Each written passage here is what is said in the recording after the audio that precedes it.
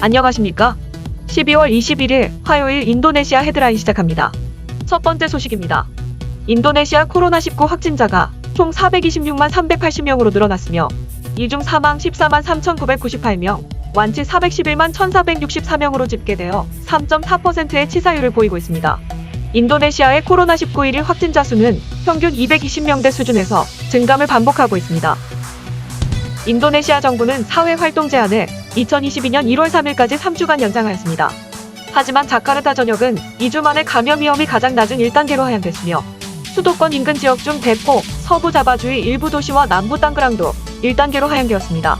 이에 따라 필수 분야 이외의 사무실 출근율도 지금까지인 최대 50%에서 75%로 완화되었으며 쇼핑몰 영업시간을 오후 10시까지, 입장자 수를 정원의 100%로 변경되었습니다. 일반적인 식당의 경우 오후 10시까지 정원의 75%까지 수용 가능해졌으며 식당 이용시간 제한도 없어졌습니다. 또한 연말연시에 한해서 국내 이동은 최종 백신 접종자만 가능하며 24시간 내에 신속 항원 음성 검사서를 지참해야 합니다.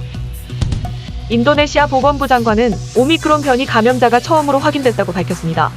최초 감염자는 해외여행 이력이 없으며 코로나 격리 병동의 직원으로 확인되었습니다. 이어 2명의 오미크론 감염자가 확인되었으며 해당 감염자들은 각각 영국과 남미에서 귀국하였습니다. 또한 여전히 의심 환자가 있어 당국이 오미크론 감염 여부를 확인하기 위해 유전자 염기 서열을 분석하고 있다고 전했습니다. 세계보건기구는 현재까지 오미크론 변이가 보고된 국가를 77개국으로 집계했으며 인도네시아 인근의 말레이시아, 싱가포르, 태국, 필리핀 등지에서도 오미크론 변이 감염자가 나왔습니다. 한편 WHO는 코로나19 백신이 오미크론 변이에 덜 효과적일 수 있으며 재감염 위험도 더 높다고 밝힌 바 있습니다.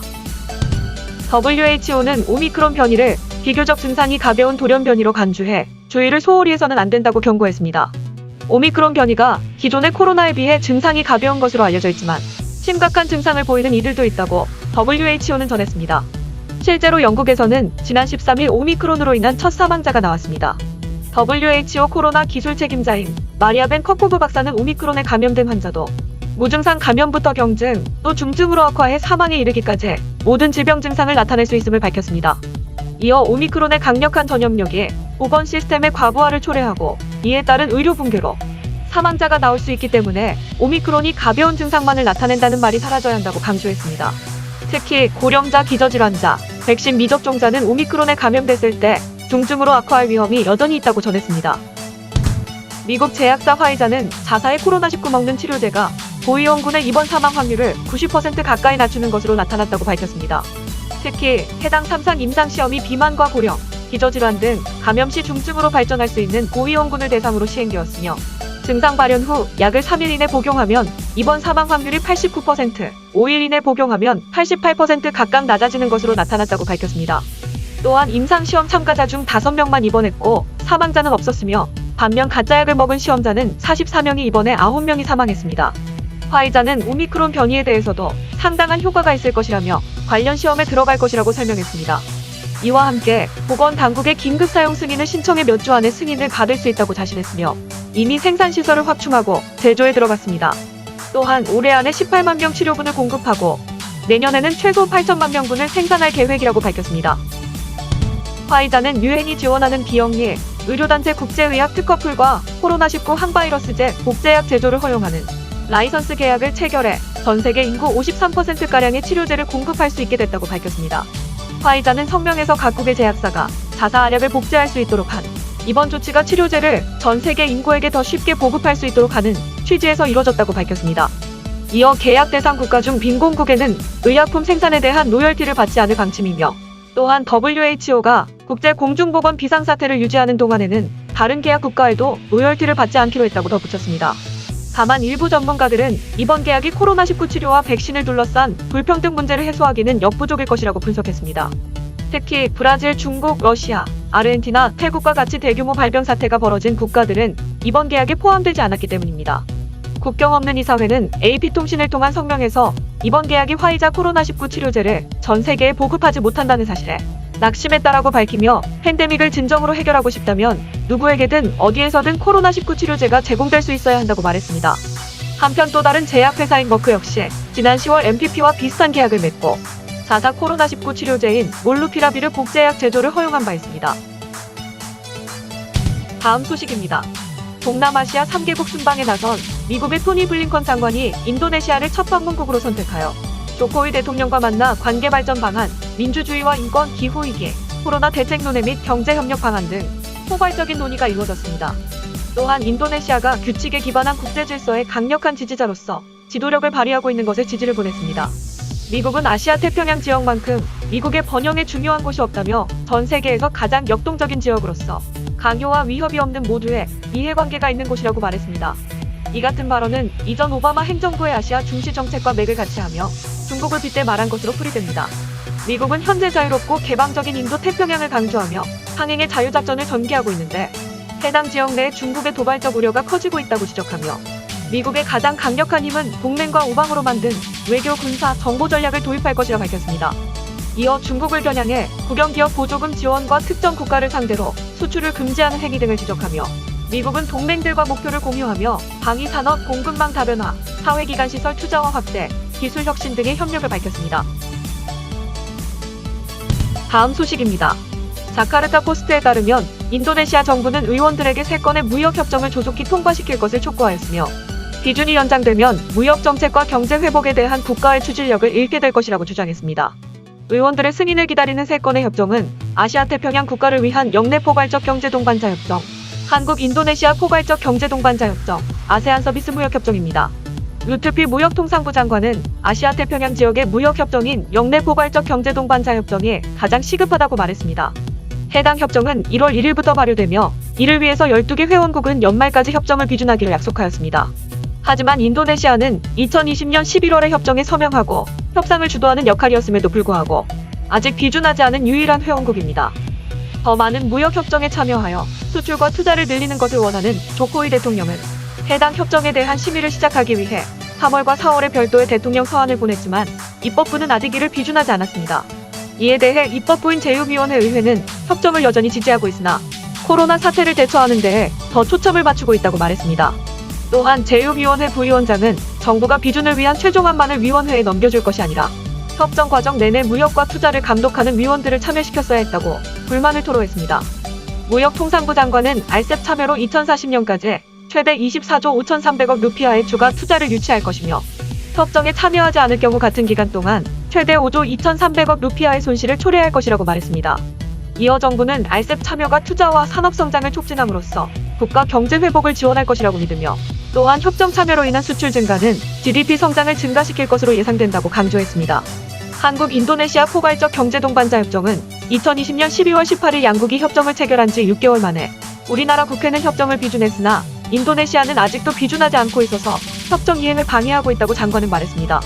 또한 이번 협정으로 관세 장벽이 제거되어 한국 상품과 서비스에 더 폭넓게 접근할 수 있으며 특히 인도네시아 공장에 필요한 원자재를 조달하는 데 유리해져 더 많은 한국 기업이 인도네시아에 투자할 것이라고 설명했습니다.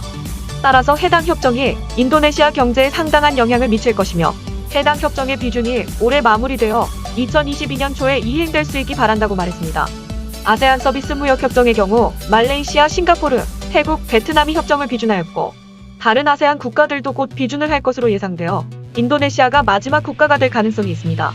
장관은 해당 협정이 더 넓은 시장 접근과 기술 이전을 통해 서비스 무역을 촉진하는 데 도움이 될 것으로 기대했으며 특히 인도네시아 관광, 소매 및 여행 회사가 혜택을 볼 것이라고 말했습니다. 한편 일부 하원 의원들은 이번 협정들이 인도네시아에 이익이 되는지 의문을 제기하며 국내 시장에서 외국 자본의 지배력과 영세 중소기업에 대한 잠재적인 부정적 영향에 대해 우려를 표명했습니다.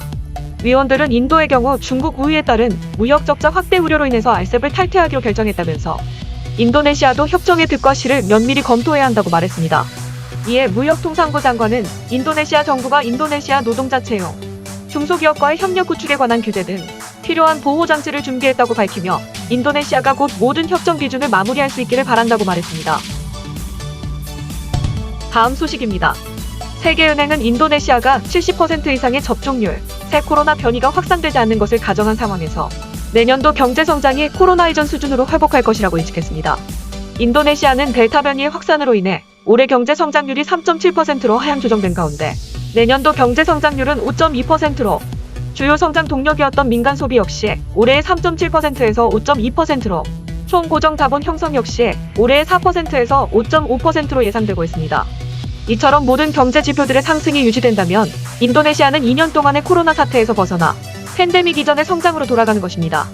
하지만 오미크론 변이의 확산과 이로 인한 글로벌 성장이 약화될 경우에는 2022년 인도네시아 경제 성장률이 3.3%로 둔화될 수 있다고 세계은행은 지적하였습니다. 특히 인도네시아에서도 첫 오미크론 변이 감염자가 발생하기 때문에 보건 당국의 대응과 백신 접종이 중요한 변수가 되었습니다. 이에 따라 인도네시아 재무부 장관은 최근 몇 주간 코로나 사례 수가 적음에도 불구하고 방역 활동에 안주하지 않을 것이라고 말했습니다. 다음 소식입니다. 롯데건설이 내년 인도네시아에서 총 16억 5천만 달러 규모의 공사 계약을 목전에 뒀습니다. 롯데케미칼의 인도네시아 현지 법인인 롯데케미칼 타이탄은 뉴에틸렌 프로젝트에 하류 플랜트 및 복합설비 EPC 공사를 롯데건설에 발주하는 안건에 대해 주주 승인을 받아냈습니다. 현지 법인은 임시주총에서 실시한 투표를 통해 제안된 해당 사안에 대해 소액 주주들의 승인을 구했고 최종 통과됐습니다. 이에 따라 롯데건설은 석유화학 플랜트와 부대시설 공사를 비롯해 장비, 재료, 기자재 공급 등을 수행하게 되며 코로나 영향을 감안해 적절한 착공 시점을 결정하기 위해 전략적 검토를 진행 중에 있습니다. 한편 롯데케미칼의 해당 프로젝트는 인도네시아의 석유화학의 쌀인 에틸렌을 생산하는 초대형 석유화학단지를 조성하는 사업입니다. 연산 에틸렌 100만 톤을 생산하는 납사크래커 공장을 신설하고 기존 폴리에틸린 공장과의 수직 계열화를 추진할 예정이며 전체 사업 규모는 총 4조 4천억 원 수준으로 2025년 완공을 목표로 하고 있습니다. 다음 소식입니다. 플로레스섬 북부 해상에서 14일 오전 규모 7.3의 강진이 발생한 뒤 15일 오전 6시까지 250차례의 여진이 이어졌습니다. 시간당 평균 12차례 이상의 여진이 발생했으며 여진의 규모는 2.1에서 5.6이었고 이 가운데 규모 5.0 이상 여진도 5차례나 되었습니다. 쓰나미 조기 경보의 발령으로 해안가와 저지대 주민들은 급히 고지대로 대피하였으며 이번 지진에 따른 사망자는 보고되지 않았고 7명의 부상자가 확인되었으며 770명의 이재민이 발생한 것으로 집계되었습니다. 피해 규모는 주택 134채가 완파되고 212채가 경미한 손상을 입었으며 학교 3곳과 기도당 2곳, 항구 등도 지진으로 일부 파손됐습니다. 지진 발생 2시간 만에 쓰나미 경보는 해제됐으며 쓰나미에 따른 피해는 보고되지 않았습니다. 다음 소식입니다. 신태용 감독의 인도네시아가 박항서 감독의 베트남과 두 번째 맞대결에서 0대0으로 비기며 승부를 가리지 못했습니다. 이로써 두 팀은 나란히 2승 1무 승점치를 기록하였으며 골 득실에서 앞선 인도네시아가 조 1위로 올라섰습니다. 지난 카타르 월드컵 예선전 대결에서 베트남에 4대0으로 완패를 당했던 인도네시아는 베트남과의 객관적 전력에서 열세로 평가되었지만 이날 무승부로 판정승을 거뒀다고도 볼 수 있습니다. 베트남은 경기 초반부터 인도네시아를 몰아치며 전반전 공 점유율에서 71%, 슈팅 수에서도 9개로 우위를 점했지만 유효 슈팅은 1개에 그쳤으며 후반에도 계속 몰아쳤지만 인도네시아의 몸을 사리지 않는 수비로 결국 득점에는 실패했습니다. 시청해주셔서 감사합니다. 다음 시간에 뵙겠습니다.